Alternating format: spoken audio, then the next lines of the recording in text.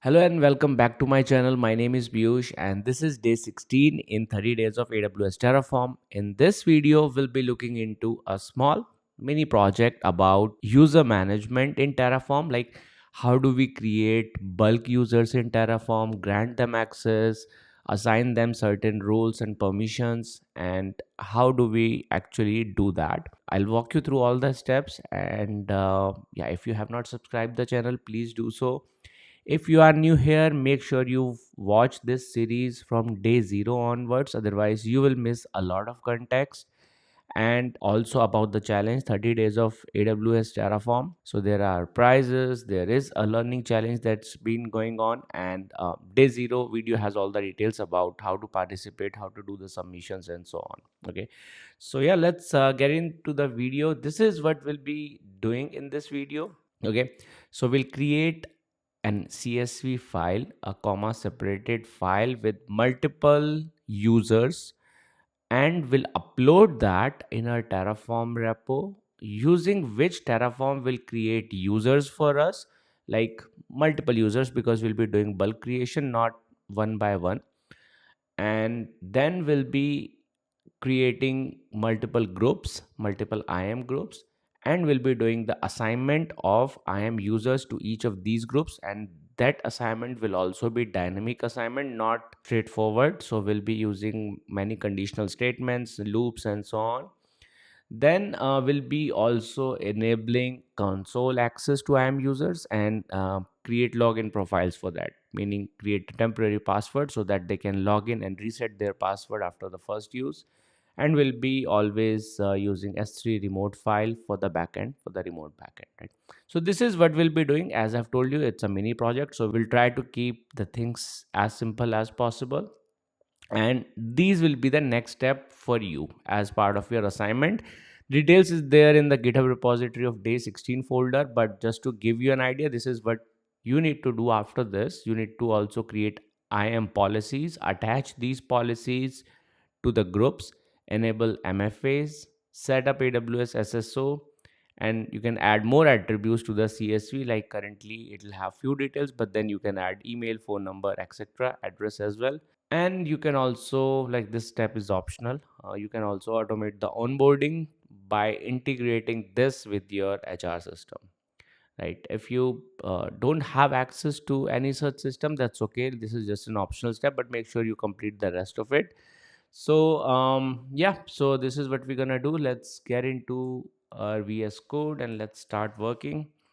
So I'm just gonna set my terminal. Okay, I'm in day 15 folder. Okay, so let's create another folder. I'm just gonna copy day 15 and create day 16 folder, so that I will have provider, backend, and all the you know common files. So let's get into day 16 now, and we'll make our changes over here. First, yeah, we don't need these files. Let's remove this. And then we also need to make some changes in provider. We only need one provider, so that's fine. Let's remove this one. Okay, and you can access it by alias or just keep the way it is, because we only have one provider. That's okay. Let's get to main.tf. Okay, so the first step is to create the users. In Terraform we need to create a CSV file as well, right? With multiple details, because we are doing the bulk upload. Okay, so let me just put a sample CSV file over here, and this CSV file will have around 26 users. So in this day 16 folder, let's call it users.csv, and here's the content. Okay, so what fields does it have? So it has first name, last name, department, and job title, right? Michael, the first name, Scott is the last name, department is, let's say, education, job title is regional manager, okay, and so on. So there are 26 entries in this, because these are the 26 members or 26 characters of a famous sitcom called The Office. If you have watched it, I'm a big fan of it, so that's why it's there. You probably have seen this in one of my other series as well. If not, that's okay. Yeah, do you don't I mean watching that series is not a prerequisite, right? Okay, so there's the user file. So we have added the user file. Now let's move forward. Now what we'll be doing after that, we'll be creating a local so that we can convert this file into a map. How would it does? So there is a function in Terraform. So let's create a local over here, locals, and there is a function called CSV decode. Okay, so what this function will do, I think that's the name, CSV decode. Yeah, that's the name. So what it does, so let's add the file first. File name is users.csv. Okay, and yeah, I need to just assign the values to a variable. Users is equal to CSV decode. Okay, so what this function does, let's go ahead on the Terraform documentation.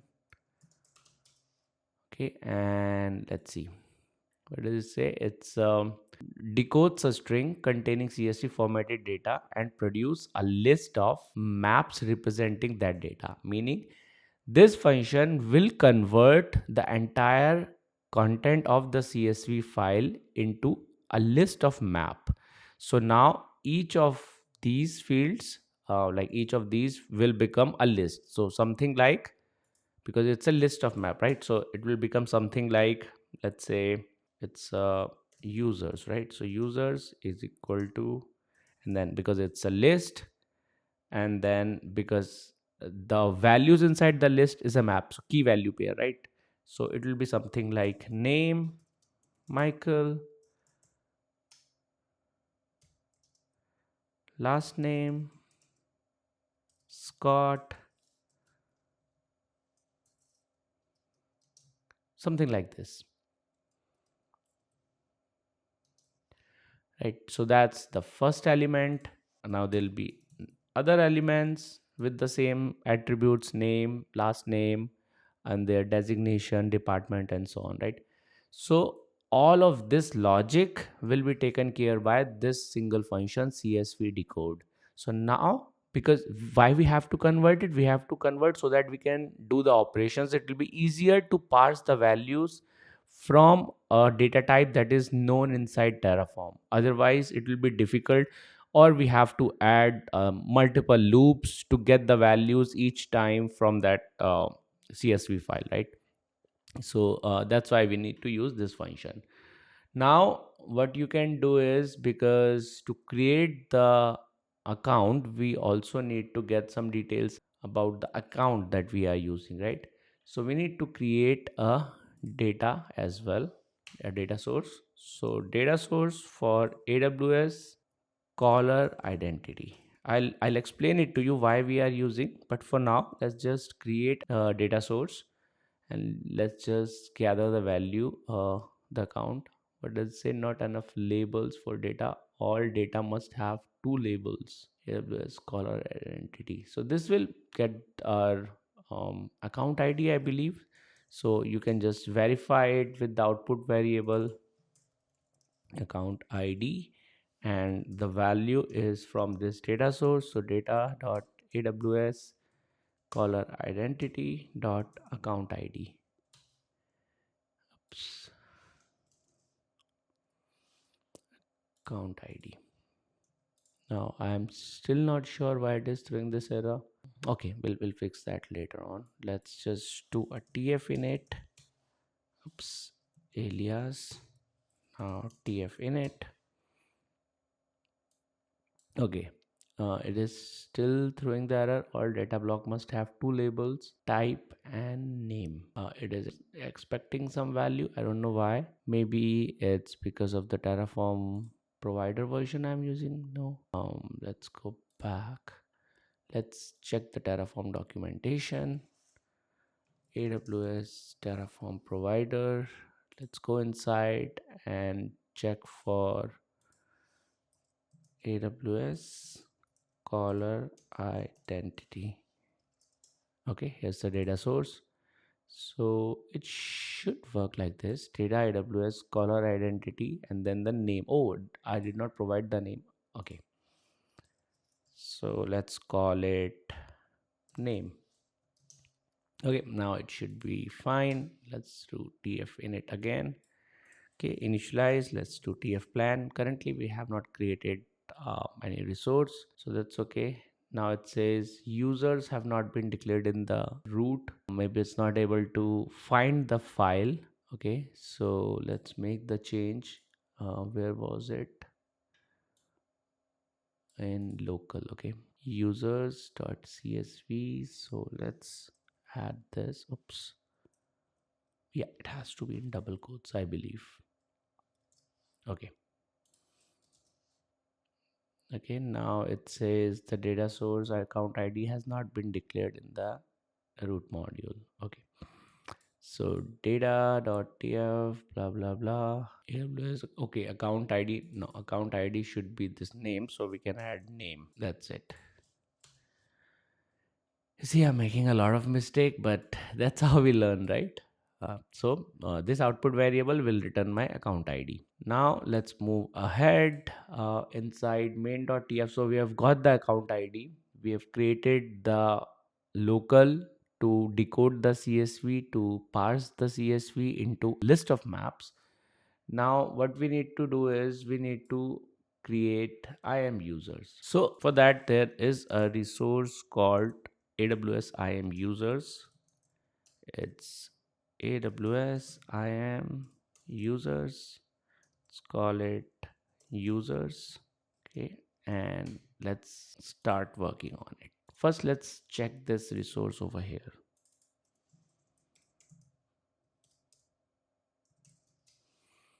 AWS IAM user. Oh, not users. AWS IAM user. Okay. So this is how it should be. It should have name, path, tags, and so on, and then there'll be multiple other arguments over here. So let's change it to user. AWS IAM user, right? Yeah. Oh no, we actually are creating multiple users. So let's see if there is any other resource. No, the same will work. Okay. Now it is expecting some field, that's why it is throwing the error. It says name is the required attribute, you have not specified the name. Okay, so that's okay, we'll just try to add that. But we have a CSV, we have multiple names. How do we get the name? So you might be thinking, yeah, we need probably some sort of iteration, we need some loops. So yes, if you are thinking that, you are thinking in the right direction. First we need to get the name of the user, right? So name of the user will be, how would you get the name of the user? You can start by creating an output variable first, right? So let's create an output variable so that we can just test out how we can get the name of the users. So let's create output user names, and then in output, if you remember, we can create a for loops. Yeah, we can use for loops, right? So output usernames, and then let's start with value equal to for, and let's put that inside square brackets.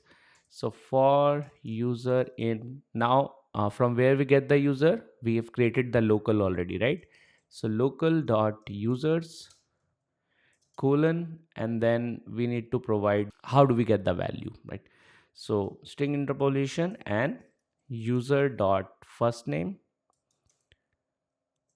or if it was just the name, yeah, user dot first name, it will take the field from the header of the CSV, and then same thing, user dot last name,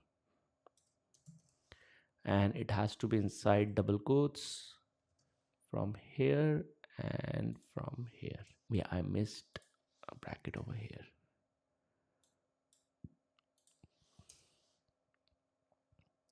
Wait, so not this one. Okay, now this is fine. Okay, so if I run this now, it will just print out the user's first name and last name. Okay, so what are we doing? We are doing the iteration of inside a map. Okay, and because it's a list of map, so we are doing is inside the map and we are getting first name and last name from that map. So let's do a tf plan again. It says argument name is required but no definition is found. So it is throwing the error for this function over here. So let's just comment it for now. Oh yeah, and let's run it again. Okay, so here are the details: first name, last name, first name, last name, right? So that's the value of username output variable.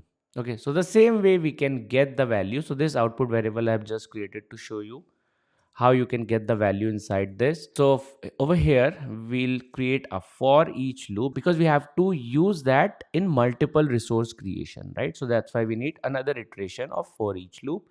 And then inside this we can use a similar for loop, the one that we have used for output. So for user in local dot users, okay, and user dot first name user. Okay, so this will create the loop for each of these users because we are getting it from the list itself. Now for the name, what we can do is, because now we have a for each loop, so we can just do each dot value dot first name, each dot value dot last name, right? So let's do that. Each dot value dot first name, so that will give the first name only. Now maybe we need a username with some specified format, right? Like it should have, let's say, the first character of the first name and the last name, like 𝗵𝗀, something like that, right? So how do we do that? We can parse the values using substring function, right? So let's do substr, and inside that we can each dot value, each dot first name, and then 0 and 1. So because now we are providing the offset number, like start from here, and length to first character. This is how we have seen this function before as well, right? So this is how it will work, the substring function. And like, because we need to concatenate it, so let's put that inside double quotes over here. And that's the first name. For the last name as well, we can just do each dot value dot last name, and so that's the first name, that's the last name. And okay, again this particular substring will be also inside the dollar sign because we are doing string interpolation over here, right? So that will give us first name and last name. Now you can convert this into lowercase as well, the first name. Let's say it's one of the requirement of creating IAM user, or maybe, yeah, it's not the requirement actually, yeah, but you can do that, or you can create it in uppercase, whatever. I just want to use this so that I can show you additional functions with this for loop. Okay, and yeah, let's use that the entire name. Is it throwing the error? I'm not sure. Okay, so there is an error over here. Yeah, this is also throwing the error. So this one is closing over here, this one, and then there is this one. For this there is lower, it starts from here and it is okay. Yeah, okay, there is the issue. Should start over here and then over here. Yeah, this is fine now. Okay, so now we got the name. We got the name in the format 𝗵𝗀 or 𝗵𝗵𝗧 or whatever, right? Now we got for each, we got name. Now the second is we need path. Path for the users would be path is equal to /users. Now you can just add tags. Tags could be let's create tag.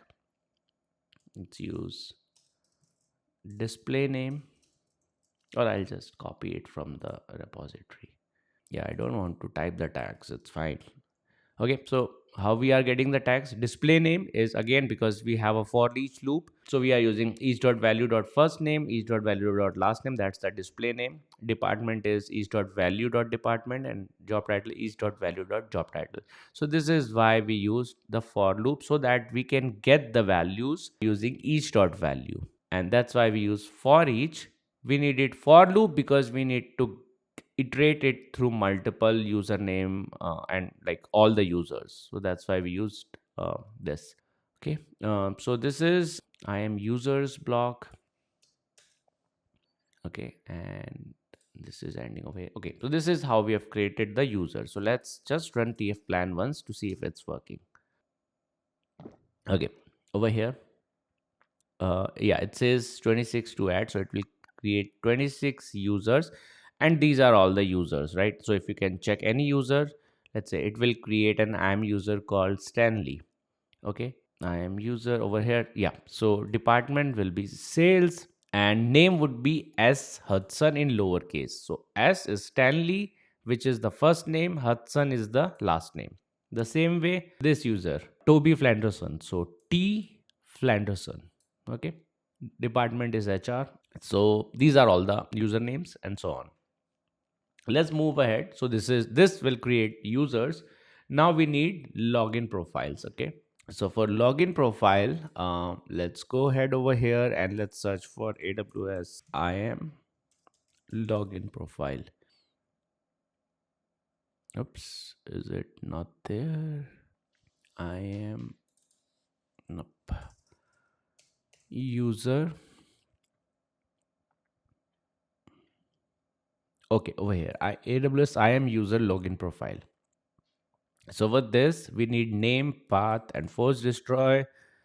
And we can also provide password length, which is an optional field, and password reset required. That means whenever user will log in for the first time, it will ask the user to reset the password. Okay, so we'll add these fields as well.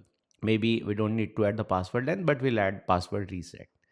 Okay, so let's go back over here and let's create a new resource called AWS IAM user login profile. Okay, and let's use the name users.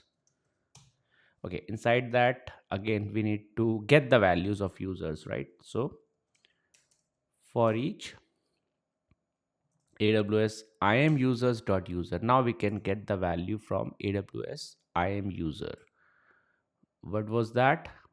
It's over here. Now we don't need to run the entire thing because we already got the values over here, right? So we can just get the user details. Now user is equal to, we have already used the for each, so we can just do each dot value dot name.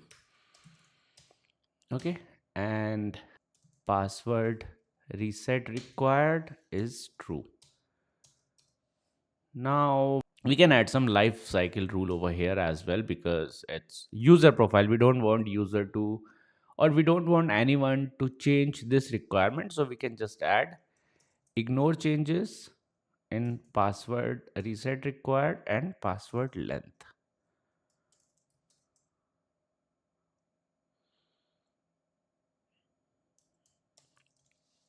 Okay, and you can output user password. Like, you shouldn't do that, but for this demo we can do that, so that we know like if the passwords have been created or not. So otherwise we generally put these passwords or output of things like this, because this is a confidential data. We should be putting that in a key vault somewhere or in a secret management system, right? Maybe you can do that. This could be an assignment for you. Try to do that in maybe a AWS secret manager. Just upload it directly to the secret manager somehow.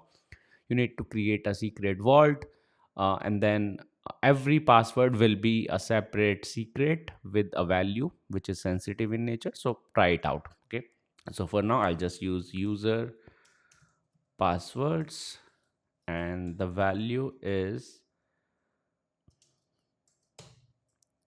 for user profile, in because we just don't need the one thing. We need user and their password, right? So we need multiple things, and we need to get the values from the login profile resource, right? So for user profile in AWS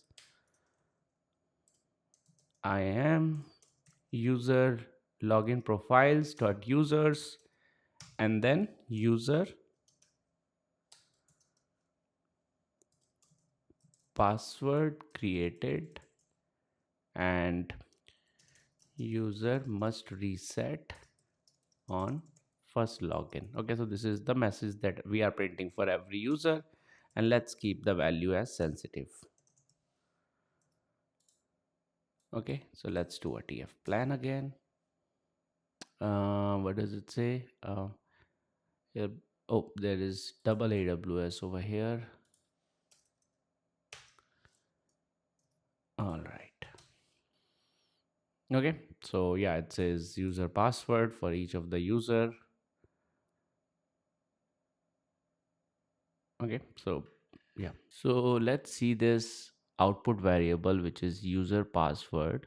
That's account ID, username, and here's the user password. So value is sensitive, and yeah, don't worry about that thing that we have added over here. We'll see that. Okay, now let's move ahead. We have created IAM users, we have created IAM user login profiles. Now the next is we'll create IAM groups. Okay, so let's create a separate file for that, groups.tf. Okay. So we can create multiple groups, right? So we can have resource, AWS IAM groups. Oh, group. Let's use education as the first group, and the name is equal to education, and path is equal to group. Similarly, like how did we give the path for users? Okay, now same way we can create other groups as well. So let's say we need to create a group called engineer and managers, so we can do that over here. Now we need to add users to the group. Okay, so we can just create a resource called AWS IAM group membership. Okay, and we need to, because we are creating this as association, so let's call it education members. Okay,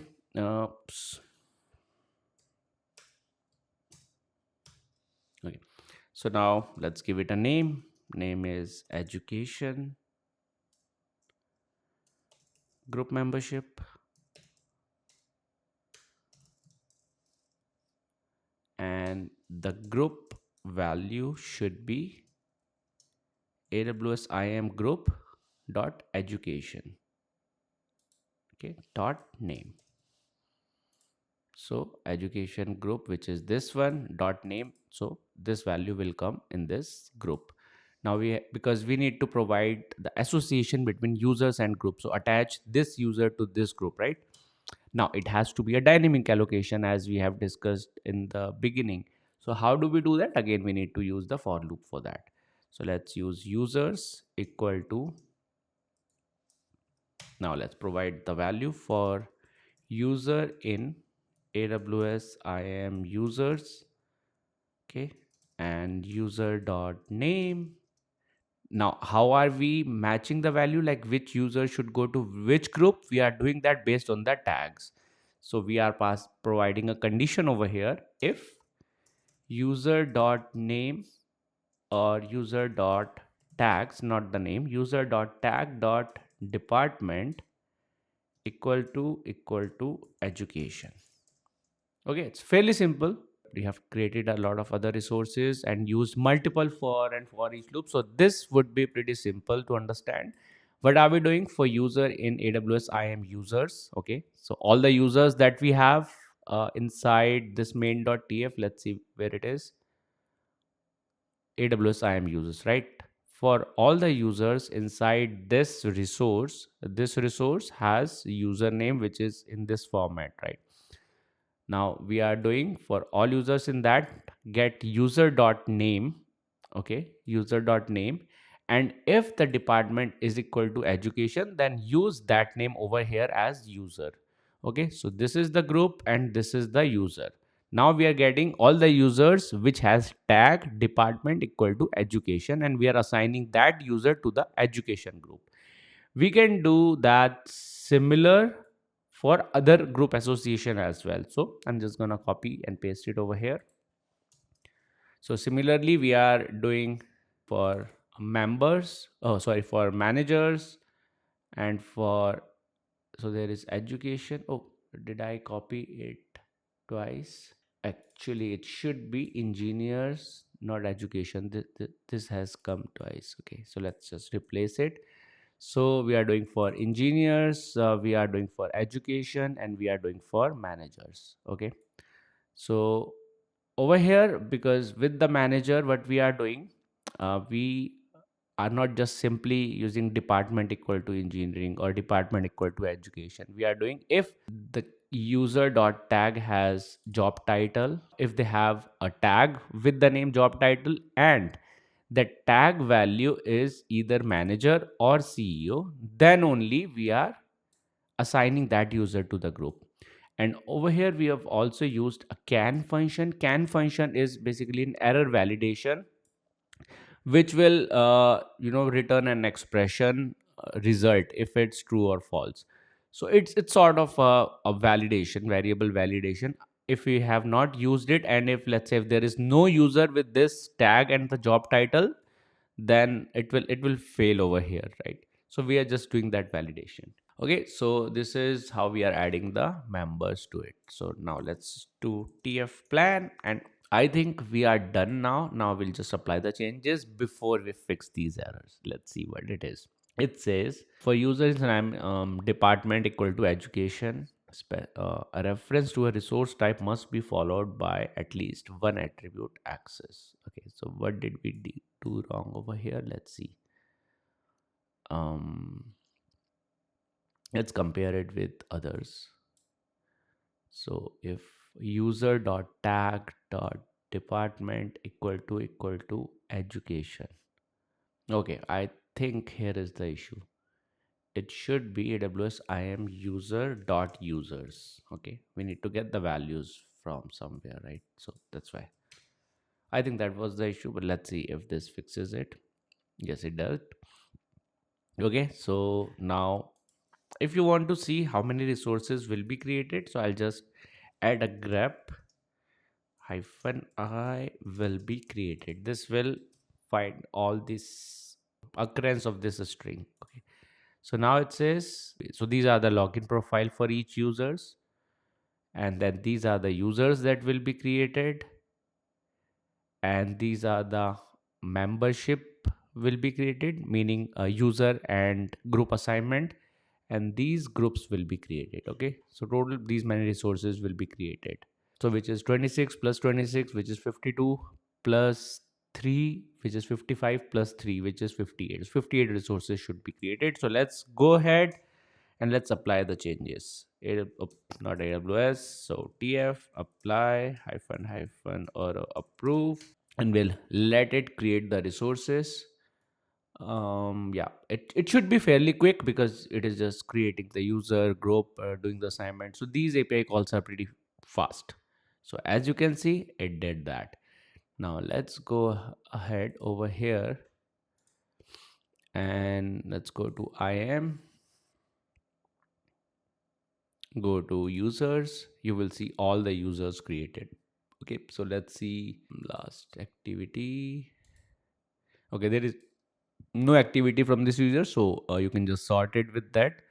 And let's say all the users are here. Let's pick this user, Dwight Schrute, and as you can see, MFA is not available because you have to do it. And then groups, it's already assigned to the group manager, and these are the tags that it has. Why did it assign the group to the manager? He's not a manager because it has the job title. In the job title, it has something called manager, right? Even though he is assistant to the regional manager, but then it has the manager in the job title tag. So that's why there are, let's see, there are no security credential access key generated.